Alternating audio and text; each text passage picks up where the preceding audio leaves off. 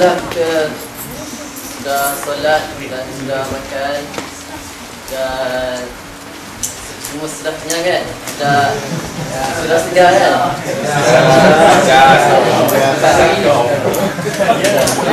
Lagi. Ada semangat nampak?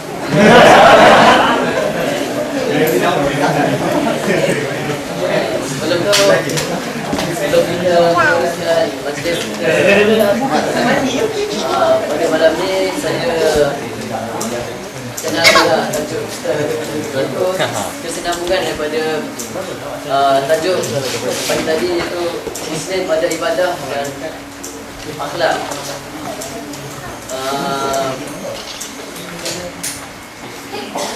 Justru itu saya ingin mengingatkan kepada kawan-kawan saya supaya memberikan tumpuan sepenuhnya kepada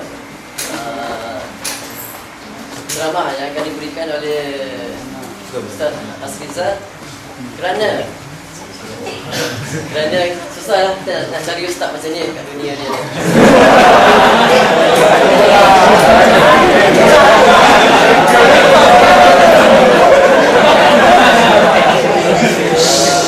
Tanpa saya terengahkan masa, saya Ustaz Asrizal menyampaikan ceramah. Silakan.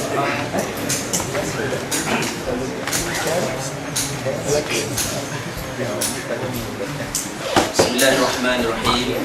Assalamualaikum warahmatullahi wabarakatuh. Alhamdulillahirabbil alamin. Nahmadullah subhanahu wa ta'ala wa nasta'inuhu wa nastahdihi wa nastaghfiruh wa natubu ilaih. Wa na'udzu billahi min syururi anfusina wa sayyiati a'malina. Man yahdihillahu fala mudilla lahu wa man yudlil fala hadiya lahu. Asyhadu an la ilaha illallah wahdahu la syarika lahu wa asyhadu anna sayyidana wa nabiyyana Muhammadan abduhu wa rasuluh. Allahumma shalli wa sallim ala hadha nabiyil amin Sayyidina Muhammad wa ala alihi wa sahbihi ajma'in, amma ba'd. Terima kasih Saudara Madis. Tak ada duit kecil ya. Apa ni? Sahabat-sahabat, puan-puan sekalian, alhamdulillah, syukur kepada Allah SWT. Pertamanya kerana dapat mandi. Barulah terasa suci balik tinggi lah. Pertama dia dah rasa macam mukhalazah. Apa ni? Syukur alhamdulillah. Yang keduanya syukur juga pada Allah Ta'ala kerana hujan turun ya. Mudah-mudahan hujan rahmat. Bila hujan turun, antara doa yang patut kita bacakan ialah Allahumma inna as'aluka sayban nafi'an, ataupun secara ringkasnya Allahumma sayban nafi'an. Ya Allah, jadikanlah siraman hujan ini sebagai sesuatu yang mendatangkan manfaat. Dan saya ingat pada tahun 1998, semasa tahun pertama saya berada di United Kingdom, pada tahun itu musim sejuk, bulan 12, diadakan program yang seperti inilah, tapi winter punya camp lah ya, dipanggil winter gathering pada masa itu. Dan tetamu jemputannya pada tahun itu ialah Yang Amat Berhormat Menteri Besar Kelantan Bang Buni Aziz. Jadi masa dia datang ke UK, sampai-sampai dekat airport, perkara utama yang dia sebut kepada student ialah kalau boleh bawakan dia ke tempat yang ada salji, sebab dia terlalu rindukan salji. Pengalaman dia lebih 10 tahun yang dulu belajar di Pakistan, lebih 10 tahun lah, mungkin 15 tahun, mungkin 20 tahun belajar di Pakistan. Jadi dia teringin sangat nak tengok salji. Jadi yang student-student dia pun fikir kat mana lah nak bawa dia tengok salji kan. Masa tu baru 20 hari bulan Disember dan salji biasanya tak turun lagi lah. Dan program tu diadakan di Birmingham. Dan syukur alhamdulillah pada ucapan perasmian tengah peminat itu berucap, salji turun dekat luar. Dan salji yang turun dengan lebat je lah, sehingga kami tangguhkan satu slot ceramah untuk bagi semua orang keluar dan bermain salji selama 1 jam ya. Jadi Tuan Guru Azim mengharapkan salji, saya mengharapkan hujan. Dan saya bukanlah guru besar kan, dan bukan juga tuan guru ya, baru abang guru sajalah. Ada lagi. Alhamdulillahnya syukur alhamdulillah hujan turun sikit-sikit malam ni, dan mudah-mudahan kita lebih segar dan lebih dapat menumpukan perhatian perbincangan, kerana pada malam ni saya akan gunakan sepenuh jasa yang ditumpahkan oleh Cikgu Bahasa Malaysia saya masa sekolah dulu, iaitu untuk meringkaskan karangan. Kerana tajuk malam ni 2 tajuk kompres dalam satu perkisian, iaitu Muslim dari segi ibadah dan Muslim dari segi akhlak. Sebagai kesinambungan daripada apa yang telah kita bincangkan pada sebelah siang tadi, iaitulah prinsip menjadi seorang Muslim dan juga persoalan yang berkaitan dengan akidah. Baik, di manakah kita nak memulakan perbincangan kita? Akhirnya saya petik juga something daripada kitab Mazayat ni, alhamdulillah. Ya, tidaklah memperalatkan buku tu dan tak guna pun ya. Ada Syekh Fathiyakan dalam buku ni, kata beliau, antakuna ibadati hayatan mutasilatan bil ma'bud wa hadhihi darajatul ihsan fil ibadah. Bahawa dari segi ibadah kita, ibadah itu mestilah sesuatu yang hidup dan bersambung dengan Tuhan yang disembah ataupun berhubung dengan yang kita sembah. Maknanya kita beribadah kepada Allah. Ibadah yang hidup itu ialah ibadah yang connected dengan Allah yang kita sembah. Ya. Dan wahadhihi darajatul ihsan fil ibadah. Inilah darjat kesempurnaan terhadap apa yang diistilahkan sebagai ibadah. So the question now is, bagaimanakah kita nak menghidupkan ibadah kita? Sebabnya salah satu daripada karakter yang ada dalam ibadah kita ialah kita kena ulang. Ya, banyak kali kita kena ulang. Semayang 5 kali sehari itu paling banyak lah. Ya, kemudian yang keduanya mungkin puasa 30 hari dalam 1 tahun. Zakat kita ulang dan sebagainya. Banyak dari segi ibadah kita ulang. Proses mengulang ibadah ni, saya rasa kita tak susah nak faham kenapa kita kena ulang. Kalau kita tanya kepada coacher, kepada bola keranjang ke, bola jaring ke, apa, semua orang akan cakap repetition is the mother of success.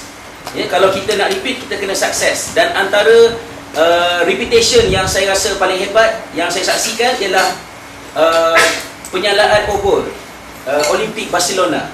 Ya, lebih 20 tahun yang lalu, kerana ianya dilakukan dengan panah. Ya. Panah daripada bawah, panah tu ada api tu, dia terbang, puk, jatuh ke dalam obor tu dan obor tu menyala. Saya rasa paling dramatik lah. Walaupun yang di China baru ni sangat canggih dan mengagumkan, tapi dari segi human skill, saya rasa that was the best lah. Dan sebelum dia boleh menembak panah itu, melancarkan panah itu tepat, dia dah ulang dan sukses lebih daripada 100 kali. Maknanya kena ulang kan. So bila kita nak sukses, benda-benda yang penting ni kita kena repetition. Tetapi salah satu daripada kesan sampingan daripada repetition ialah sesuatu yang kita selalu ulang-ulang, akhirnya kita lupa apa tujuan kita buat benda tu. Dia jadi subconscious punya perbuatan. Buat kereta kan, rumah dah besar dah kan, on the way balik ke singgah kedai, pergi berai. Tapi kalau kena hari-hari balik ikut jalan tu, dah belok ya Allah, terlupa pula nak beli berai. Kita buat kereta tu pun dah subconscious kan, maknanya belok kanan, belok kiri, nanti cross ini, belok kanan, sehari-hari buat. Okey. Begitulah juga dengan ibadah kita. Oleh kerana kita selalu ulang, sepatutnya pengulangan itu berjaya internalize nilai-nilai tertentu pada kita. Tapi kadang-kadang kita terlupa dan kita jadi terbiasa sampai hilang purpose dia. Maka kata Fathiyakan, ibadah seorang Muslim mestilah ibadah yang hidup. Dan sekarang ni kita nak bincang macam mana kita nak hidupkan ibadah kita. Okey. Kita nak cakap tentang apa? Nak cakap tentang semayang, nak cakap tentang puasa. Mungkin kita dah belajar tentang semayang, puasa daripada kecil lagi. Tetapi dari segi ibadah, kalau saya tanya pada anda, adakah sesiapa di kalangan anda yang masih menggunakan laptop Windows 95? Saya rasa tak ada kan? Orang yang guna laptop Windows 95, saya rasa laptop tu hanya boleh digunakan sebagai pemberat kertas. Letak kertas, letak laptop atas kertas. Bayangin tak tiup kan? Itu je fungsi dia. Nak cucuk thumb drive ke apa ke, semua susah nak jalan, tak compatible. Sebab apa? Kita kena upgrade operating system kan, daripada 95 ke 98 kepada XP, ME, Vista dan sebagainya. Kita kena upgrade. Okey. Samalah juga dengan ilmu dalam ibadah. Yes, saya yakin saya bukan bercakap tentang sesuatu yang anda tidak tahu. Kita dah belajar tentang solat, puasa daripada kecil. Tapi ilmu ni kena tambah, kena upgrade daripada semasa-semasa. Amat malang orang yang berusia 25 tahun, 30 tahun, apatah lagi 40 tahun, 50 tahun, masih lagi semayang dengan ilmu yang dia belajar masa dia umur 15 tahun. Tak boleh, kena upgrade knowledge. Sebab cabarannya pelbagai. Contohnya, bila anda datang ke Jepun, anda berdepan dengan situasi-situasi yang tidak pernah dihadapi oleh orang di Malaysia. as simple as nak mengerjakan semayang. Kan? Pelbagai cerita lah. Itu bolehlah dibincangkan kemudian ya, kalau ada persoalan-persoalan yang berkaitan dengannya. Kalau nak pergi ke United States, anda naik kapal terbang mungkin sampai 30 jam campur transit sikit, anda bertolak pada tarikh sekian, setelah lebih 1 hari terbang sampai ke New York, masih lagi tarikh yang sama. Macam mana nak tentukan waktu solat? Contohnya, ada ilmu kena tambah. Dan sebahagian daripada ilmu tu tak ada dalam buku. Kita kena dapatkan melalui program seperti ni, perbincangan, pengalaman, pertukaran pengalaman. Sebab ilmu ni, antara kepentingan kita belajar ilmu tu kena ada cikgu. Tadi saya akan bincang sikit ya dengan sahabat-sahabat, kenapa perlu ada cikgu. Sebab kalau kita belajar melalui internet semata-mata, salah satu daripada cirinya ialah internet akan inform kita the knowledge needed and required. Tapi guru akan ajar bukan sahaja ilmu, tapi how to handle the knowledge. Macam mana nak bawa ilmu tu. Saya berikan contoh sebagai perkongsian ya, sementara nak hangatkan bateri malam ni. Masa belajar kat Jordan tu, pergi buat haji, naik bas, saya singgah di sebuah, bukan saya lah, saya dan kawan-kawan semua, kami singgah semayang Maghrib dan Isyak dalam waktu Isyak di sebuah masjid in the middle of nowhere, kat desert lah, malam tak nampak kan, singgah semayang Maghrib dan Isyak dalam waktu Isyak. Lepas ambil wuduk semua, kawan-kawan saya tolak saya, kenapa pergi jadi imam? Tak apalah, sikit saya jadi imam. Okay. Masa kami nak semayang, kami buat Maghrib dulu ya, Maghrib dulu, kemudian Isyak. Walaupun ada insyaAllah ya, Isyak dulu ke Maghrib dulu, saya malas nak bincang benda tu lah. Lalu kami buat Maghrib dulu, baru kami buat Isyak. Elok je saya kata, Allahu Akbar, datang satu grup jemaah haji lain, join kami. Dan bila saya dengar bunyi takbir itu, saya boleh agak dia daripada negara mana ya, Allahu Akbar. Kata, ini kalau tak Pakistan, India, tak India, Bangladesh. Macam gitu kan. Yang mana mereka ini bermazhab Hanafi. Dan orang yang bermazhab Hanafi, umumnya mereka tidak menjamak qasarkan solat semasa travel. Mereka hanya jamak qasarkan solat ketika di Muzdalifah dan Mina, Arafah pada musim haji saja. Jadi maknanya mereka semayang Isyak di belakang saya. Tahu dah apa masalah dia kan? Masa rakaat yang ketiga, saya duduk tahiyat akhir.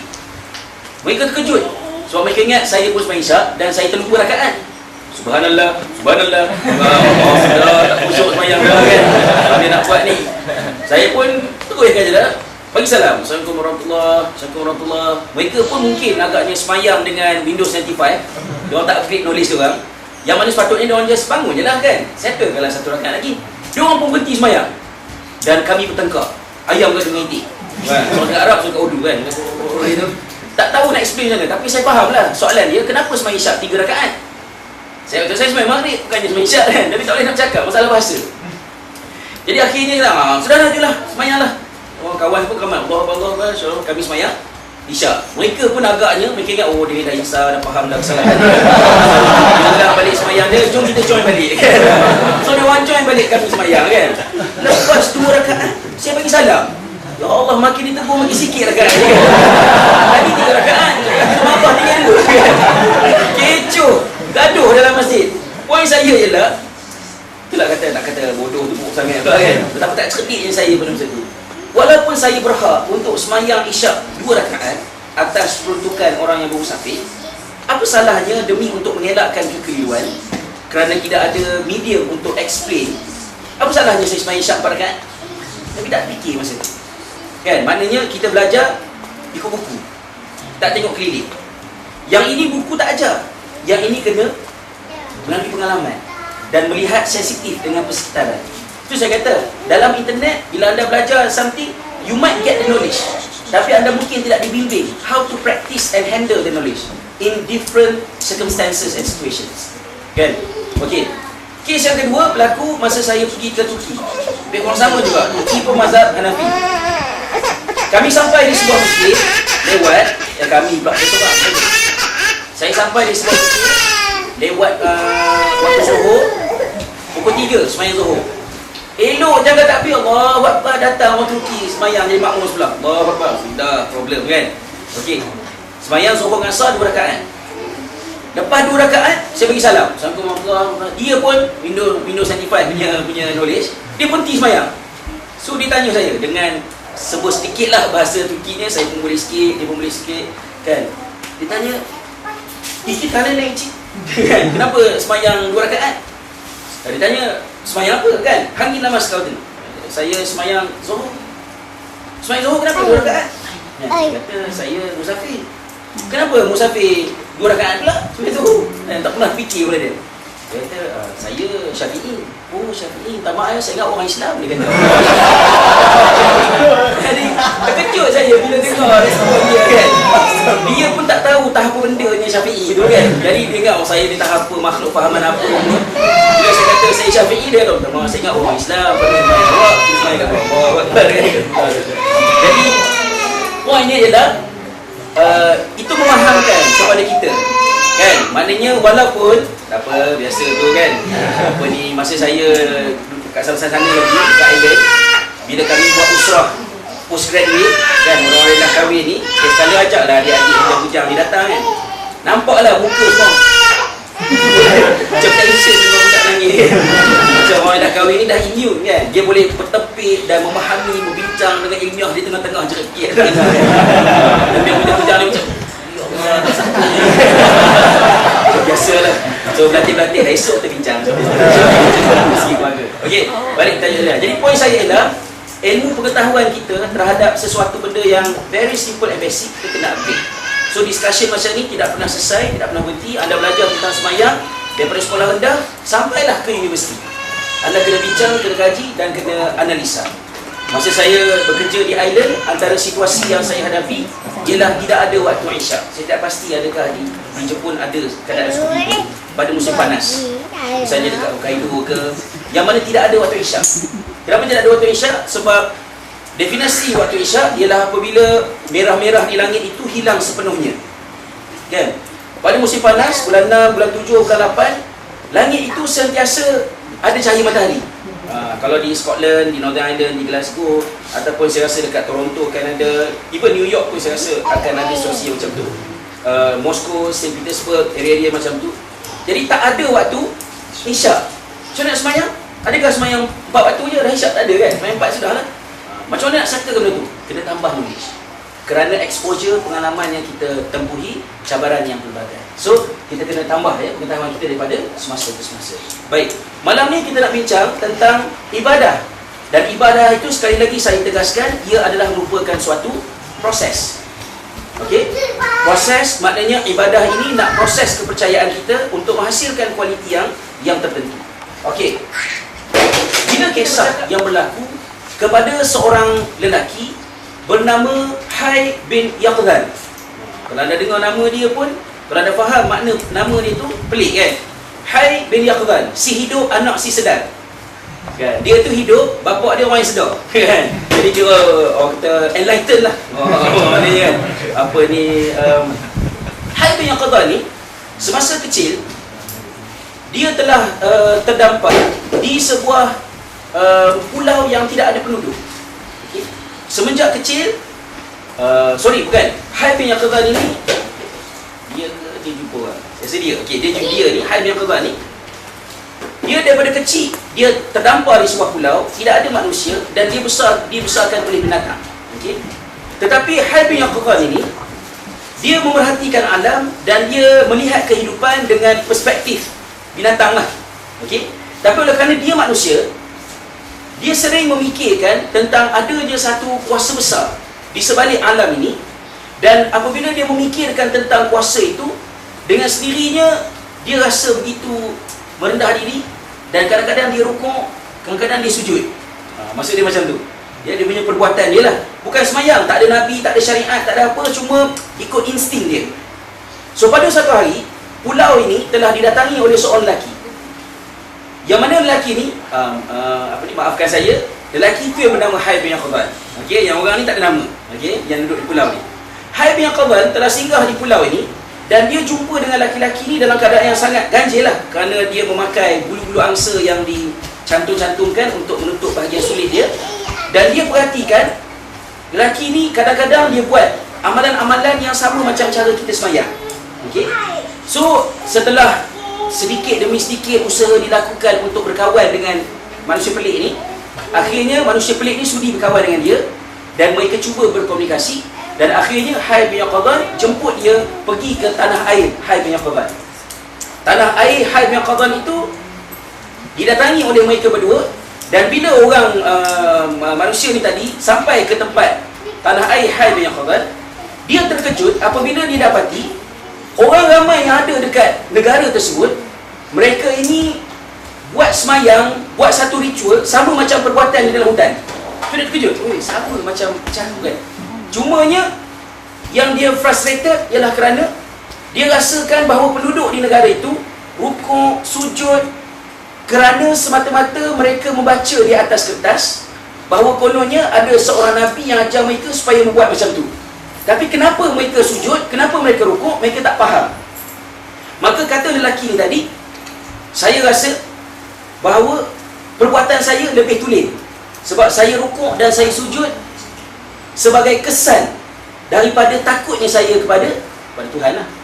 So dia telah tinggalkan tanah air tersebut dan kembali semula ke pulau dia.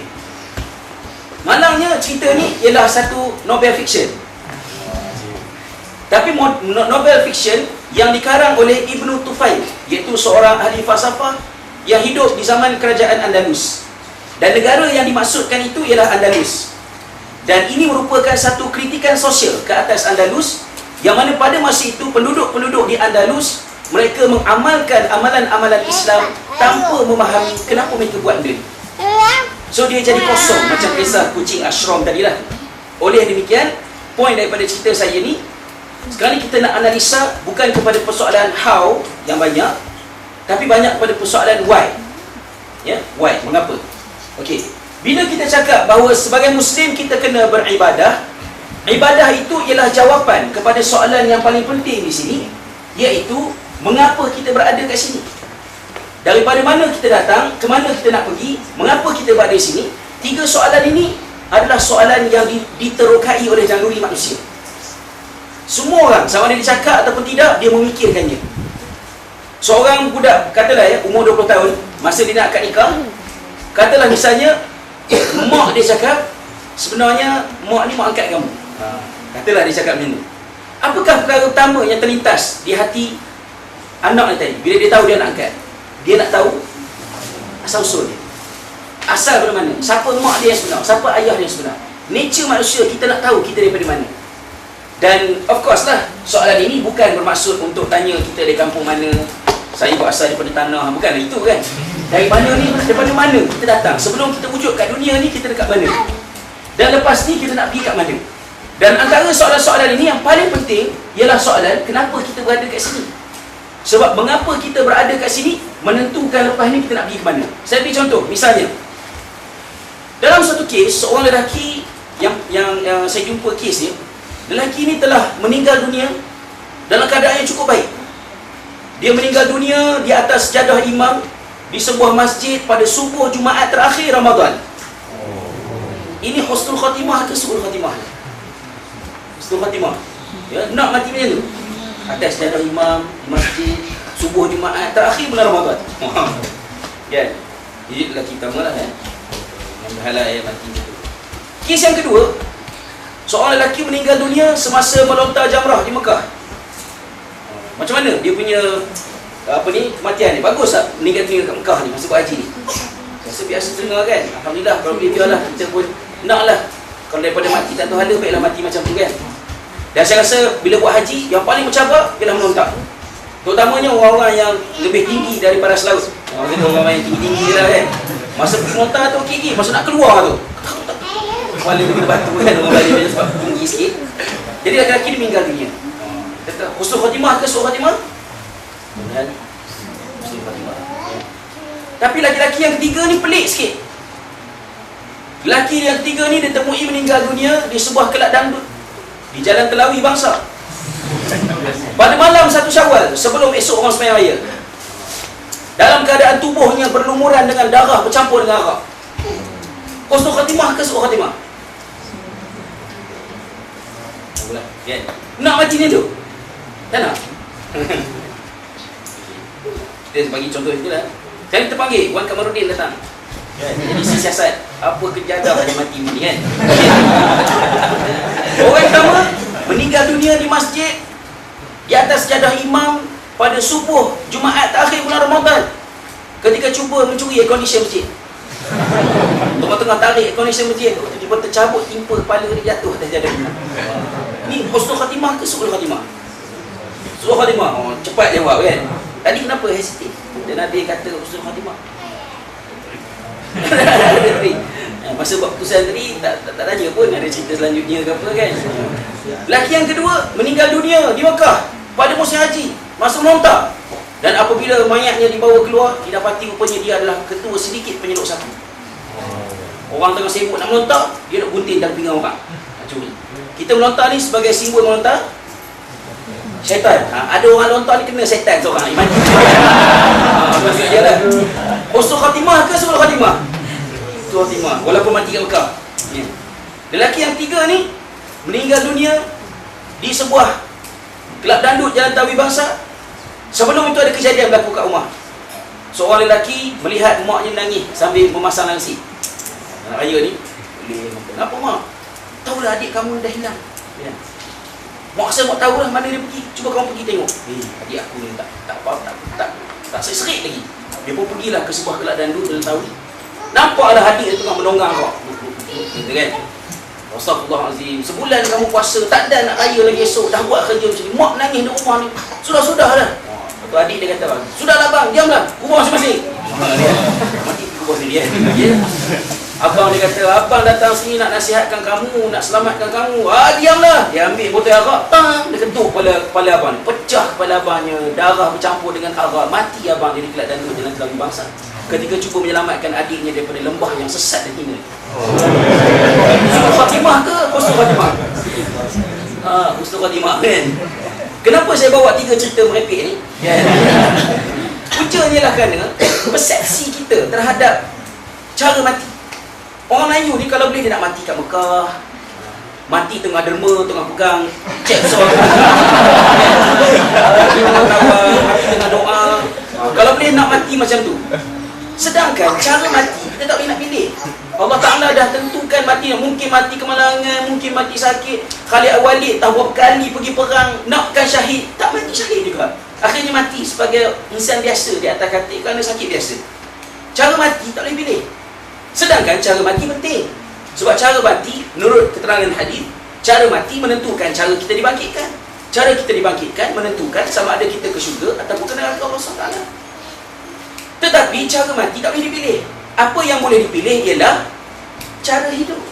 Dan cara hidup ditentukan oleh jawapan pada soalan ini. Kenapa kita duduk kat sini? Sebab itu soalan ini penting untuk dijawab. Dan untuk meringkaskan apa yang saya sebutkan ini, saya sediakan satu video klip untuk mengurangkan ceramah saya. Kan? Lebih kurang dalam panjang sikit, lebih kurang dalam 8 minit. Kita hayatilah sama-sama mesej yang ada dalam video ni sebagai kesimpulan tentang tujuan hidup kita yang berkaitan dengan ibadah yang akan saya ulaskan selepas ini, insya-Allah. Bersama dengan